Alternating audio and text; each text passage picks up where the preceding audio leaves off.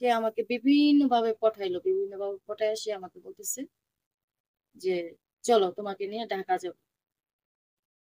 যাবো, সেখানে গিয়ে আমরা বিয়ে করবো। বিয়ে করে আমরা বাড়িতে, তোমার বাড়িতে আমি তোমাকে পাঠিয়ে দিব, আমি আমার বাড়িতে চলে যাবো। তুমি আয়া পাস করার পরে তোমাকে আমি আমার বাড়িতে উঠাবো। তারপর অনেক ভাবে অনেক কিছু কইলে আমাকে পটায় সে ঢাকা নিয়ে গেল। ঢাকা নিয়ে আসার পরে সে একটা গেস্ট হাউসে উঠলো আমাকে নিয়ে। যে গেস্ট হাউসে আমরা উঠছি ওই গেস্ট হাউসে ম্যানেজারে আমাদের দুজনে সই সিগনেচার নিছে।